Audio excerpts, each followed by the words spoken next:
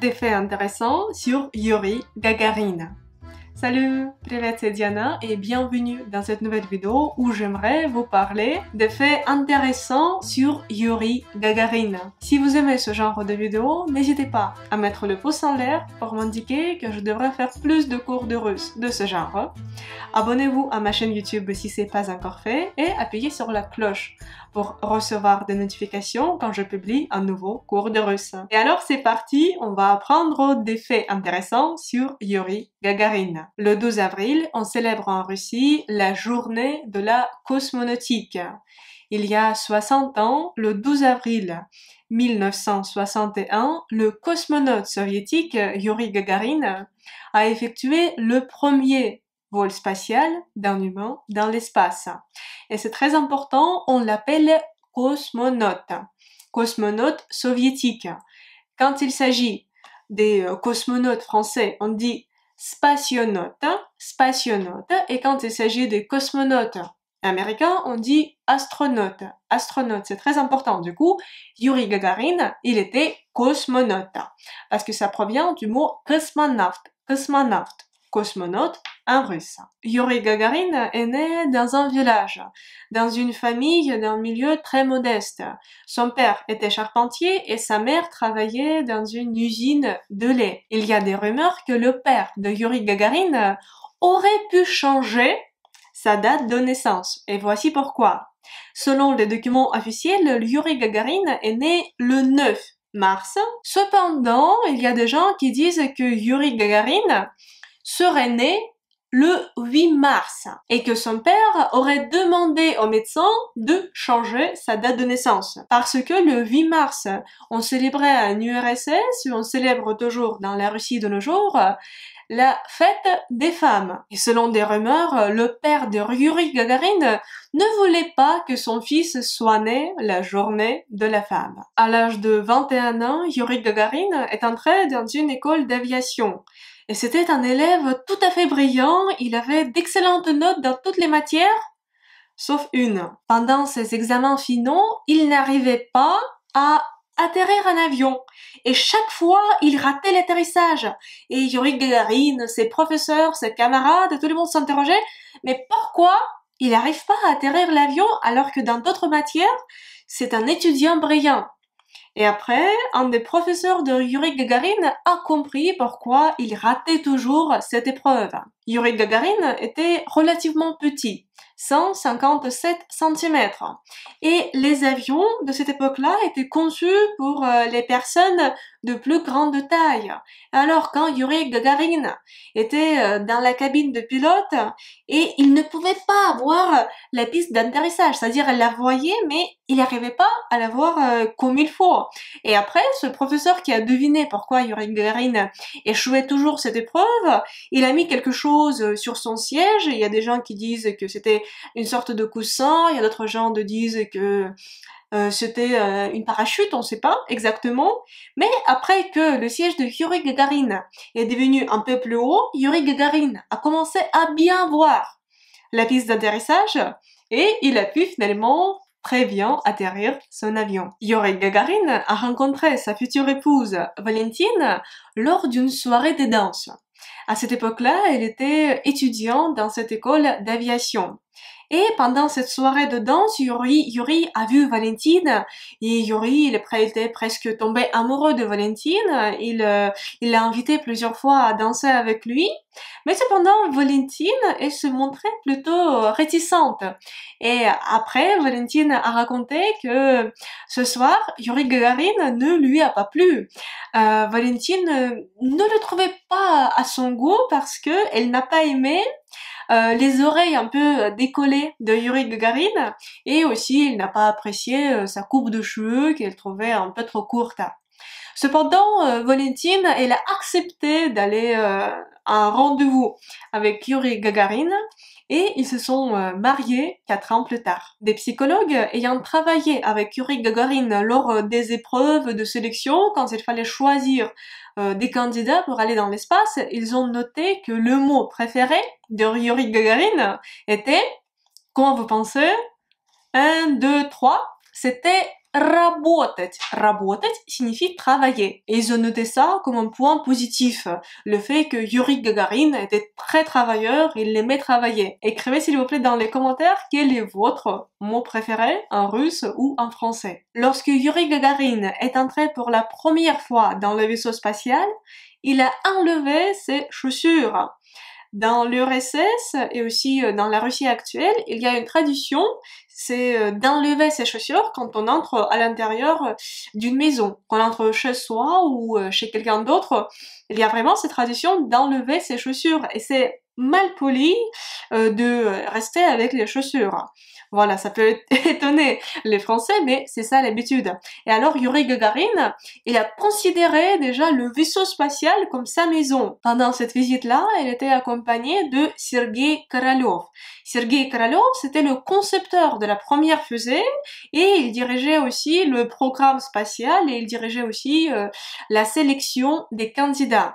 Alors Sergei Korolev, il a beaucoup apprécié ce geste et après il a raconté que ce geste l'a touché parce que Yuri Gagarin était entré dans le vaisseau spatial comme dans sa maison. À la dernière étape de la préparation au vol, il restait 6 candidats. Et personne, vraiment personne, même Sergei Korolev, ne savait pas quel candidat devait aller à l'espace. Et les candidats non plus, ils savaient pas. Et alors, pendant cette dernière étape de la préparation au vol, Sergei Korolev, il a dit aux candidats que, tenez, vous allez avoir une épreuve très importante. Est-ce que vous êtes prêts à l'effectuer? Tous les candidats, sauf un, ils ont dit que nous sommes prêts à faire cette épreuve. Et quand c'était le tour de Yuri Gagarin de dire s'il était prêt, il a dit je suis prêt à participer à cette épreuve et à la faire, mais cependant, j'ai mal à la tête. Et après ça, Sergei Korolev, il a dit aux candidats que pendant le petit déjeuner, on leur a donné une substance qui provoque des maux de tête. Ainsi, seul Yuri Gagarin a dit la vérité et c'était aussi un des gestes très appréciés par Sergei Korolev qui a déterminé son choix. Le vol du vaisseau spatial Vostok 1, Vostok 1 se déroulait en mode complètement automatique parce que personne ne savait comment un être humain pourrait réagir pendant sa présence dans l'espace. C'est pour ça que Yuri Gagarin, il ne pouvait pas diriger le vaisseau spatial et il effectuait des gestes assez simples. Qu'est-ce qu'il faisait? Il effectuait des notes avec un crayon et il mangeait, il buvait et il notait tout ce qu'il ressent. À la fin de son vol spatial, Yuri Gagarin a vu par l'oubli qu'il y avait du feu. Et il pensait que son vaisseau spatial était en feu et qu'elle allait mourir. Il a même écrit une lettre « Je brûle! Adieu les camarades !» Il n'a pas brûlé, tout s'est bien passé, mais Yuri Gagarin, il avait assez peur, il pensait qu'il allait mourir, parce que à cette époque-là, personne ne savait qu'on pouvait voir effectivement du feu quand le vaisseau spatial traverse l'atmosphère. Le premier vol spatial a duré 108 minutes.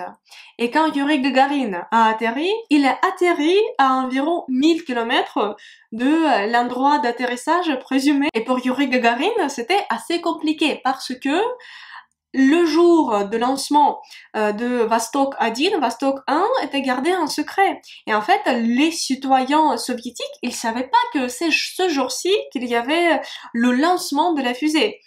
Parce que l'État soviétique, il voulait se protéger un peu s'il y a jamais, si ça marche pas, il n'allait pas le divulguer à tout le monde et aux soviétiques aussi. Et du coup, personne ne savait que ce jour il y avait ce vol dans l'espace et quand Yuri Gagarin a atterri, il y avait personne pour le secourir parce que c'est parce qu'il a atterri un peu loin et il a un peu galéré. Quand Yuri Gagarin se dirigeait dans un bus à Baïkonour où devait être lancée la fusée, à son insu, il a commencé une tradition qui est respectée même de nos jours par les cosmonautes. Cette tradition, elle consiste à uriner sur une roue du petit autobus ou du petite camionnette qui amène les cosmonautes à l'endroit où il y a le lancement de la fusée. De nos jours, ça paraît un peu bizarre. Pourquoi est-ce que les cosmonautes, ils urinent sur les roues? Mais à l'époque de Yuri Gagarin, quand il l'a fait, l'explication était assez simple. Lui, il savait que dès qu'il ferme complètement son habit, il pouvait plus l'enlever, son scaphandre. Et s'il voulait faire pipi, il fallait le faire maintenant. Du coup, la voiture s'est arrêtée et c'était dans un champ. Il y avait beaucoup de vent et à cause de ça, Yuri Gagarin ne pouvait pas pisser dans l'air parce qu'il y avait un vent énorme et il a décidé d'uriner sur une roue arrière de ce petit bus. Et à partir de cette fois, tous les cosmonautes, ils respectent cette tradition et urinent sur les roues. D'ailleurs, les femmes cosmonautes, elles aiment pas trop cette tradition. J'aimerais remercier les personnes qui soutiennent mon travail, qui soutiennent la création de nouvelles vidéos par PayPal. Спасибо большое. Grâce à votre aide, j'ai la possibilité de faire mes cours de russe plus souvent et d'améliorer leur qualité. Спасибо большое. Si vous aussi, vous avez l'envie et bien sûr la possibilité de soutenir ma chaîne, je vous serais très reconnaissante si vous faisiez un petit don sur mon compte de PayPal. Le lien se trouve dans la description de cette vidéo. Il y a encore une tradition que les cosmonautes actuels font en prenant exemple sur Yuri Gagarin. À la veille de lancement de la fusée, il faut regarder le film Белое солнце пустыни, le soleil blanc de désert. C'est un film soviétique et la tradition veut que les cosmonautes regardent ce film à la veille de leur vol spatial. Pourquoi est-ce qu'ils doivent regarder ce film? Il y a aussi une explication assez logique. Quand les cosmonautes s'entraînaient, on leur apprenait notamment à filmer, à manier la caméra. Et pour expliquer ce travail, comment il faut filmer, leur professeur utilisait le film Белое солнце пустыни. Et c'est pour ça que les cosmonautes le regardent la veille avant d'aller dans l'espace. Lors de la visite en Grande-Bretagne, quand Yuri Gagarin devait rencontrer Elisabeth II, et quand il l'a rencontrée, il fallait manger ensemble. Et Yuri Gagarin a vu devant lui une table avec plein de couverts, plein d'assiettes, et il était complètement perdu. Il a avoué à Elisabeth II qu'il savait pas utiliser les couverts parce que lui, toute sa vie, il mangeait uniquement avec une cuillère et il savait pas à quoi servent et comment utiliser d'autres couverts. Alors Elisabeth II, elle aurait dit bon bah il y a rien de grave, pas de problème, et tout le monde a mangé pendant ce repas uniquement avec des cuillères. Quand Yuri Gagarin était arrivé dans son village natal, quelque temps après son vol, quand il était devenu la célébrité mondiale, les gens qui le connaissaient de ce village, ils le demandaient d'enlever sa casquette. Parce qu'il y avait aussi des rumeurs à cette époque-là que quand on va dans l'espace, que les gens perdaient leurs cheveux. Et les villageois, ils voulaient s'assurer que Yuri Gagarin n'a pas perdu ses cheveux parce qu'il y avait des rumeurs que Yuri Gagarin était devenu chauve et que maintenant il portait une perruque. Mais ensuite, ils ont vérifié et il s'est avéré que c'était de vrais cheveux de Yuri Gagarin. Yuri Gagarin, il avait aussi un lien avec la France. Il était le citoyen d'honneur à Saint-Denis. Yuri Gagarin est mort dans des circonstances assez mystérieuses le 27 mars 1968. À cette époque, il n'avait que 34 ans. Il était très très jeune. 2 jours avant son premier et dernier vol spatial, le 12 avril 1961, Yuri Gagarin a écrit au cas où une lettre d'adieu à sa femme. Et il savait pas si elle allait revenir vivant de son premier vol spatial. Il a écrit une lettre d'adieu et comme il était revenu sain et sauf, cette lettre, elle n'a pas été transmise à Valentine, son épouse. Et le jour de sa mort, lors de ce vol d'entraînement, cette lettre, elle a été finalement transmise à Valentine. Yuri et Valentine, ils avaient 2 filles. Après la mort de son mari, Valentine, elle ne s'est pas remariée et elle refusait de donner des interviews. Merci beaucoup d'avoir regardé cette vidéo. J'espère qu'elle puisse vous aider à mieux comprendre quelle personne était Yuri Gagarin. Si vous avez aimé cette vidéo, merci beaucoup de mettre le pouce en l'air pour m'indiquer que ce sujet vous plaît, ce genre de vidéo vous plaît et que je devrais continuer dans cette direction. Je vous invite à aller dans la description de la vidéo pour retrouver plus d'informations sur Yuri Gagarin.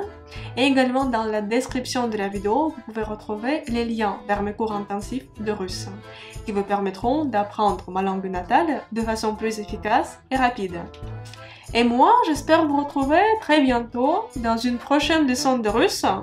Et pour l'instant, je vous dis до свидания, au revoir.